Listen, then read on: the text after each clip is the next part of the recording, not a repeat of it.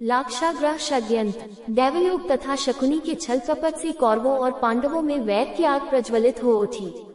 दुर्योधन बड़ी खोटी बुद्धि का मनुष्य था। उसने शकुनी के कहने पर पांडवों को बचपन में कई बार मारने का प्रयत्न किया।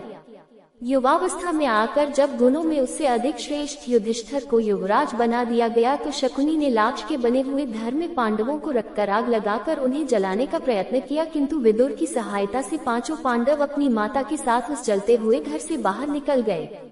अपने उत्तम गुणों के कारण युधिष्ठिर हस्तिनापुर के प्रजाजनों में अत्यंत लोकप्रिय हो गए।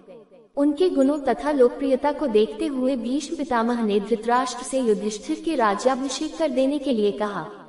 दुर्योधन नहीं चाहता था कि युधिष्ठिर राजा बने, अतः उसने अपने पिता धृतराष्ट्र से कहा, पिताजी, यदि एक बार युधिष्ठिर को राज सिंहासन प्राप्त हो गया तो ये राज्य सदा के लिए पांडवों के वंश का हो जाएगा और हम कौरवों को उनका सेवक बनकर रहना पड़ेगा। इस पर धृतराष्ट्र बोले, वत्स दुर्योधन, युधिष्ठिर हमारे कुल के संतानों में सबसे बड़ा है, इसलिए इस राज्य पर उसी का अधिकार है।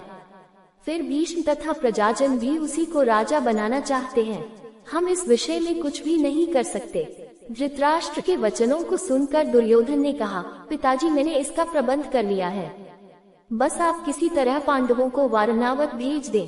दुर्योधन ने वारणावत में पांडवों के निवास के लिए पुरोचन नामक शिल्पी से एक भवन का निर्माण करवाया था, जो कि लाख, चर्बी, सूखी घास, मूंज जैसे अत्यंत ज्वलनशील पदार्थों से बना था। दुर्योधन ने पांडवों को उस भवन में जला डालने का षड्यंत्र रचा था। धृतराष्ट्र के कहने पर युधिष्ठिर अपनी माता तथा भाइयों के साथ वारणावत जाने के लिए निकल पड़े। दुर्योधन के षड्यंत्र के विषय में विदुर को पता चल गया, अतः वे वारणावत जाते हुए पांडवों से मार्ग में मिले तथा उनसे बोले, देखो, दुर्योधन ने तुम लोगों के रहने के लिए वारणावत नगर में एक ज्वलनशील पदार्थों एक भवन बनवाया है, जो आग लगते ही भड़क उठेगा। इसलिए तुम लोग भवन के अंदर से वन तक पहुंचने के लिए एक सुरंग अवश्य बनवा लेना, जिससे कि आग लगने पर तुम लोग अपनी रक्षा कर सको। मैं सुरंग बनाने वाला कारीगर चुपके से तुम लोगों के पास भेज दूंगा। तुम लोग उस लाक्षागृह में अत्यंत सावधानी के साथ रहना। वारणावत में युधिष्ठिर ने अपने चाचा विदुर के भेजे गए कारीगर की सहायता से गुप्त सुरंग बनवा लिया।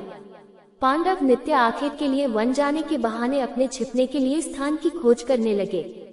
कुछ दिन इसी तरह बिताने के बाद एक दिन युधिष्ठिर ने भीमसेन से कहा, भीम, अब दुष्ट पुरोचन को इसी लाक्षागृह में जलाकर हमें भाग निकलना चाहिए।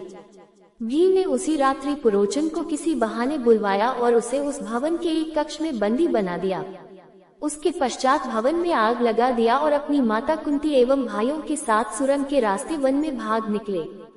लाक्षागृह के भस्म होने का समाचार जब हस्तिनापुर पहुंचा तो पांडवों को मरा समझकर वहां की प्रजा अत्यंत दुखी हुई।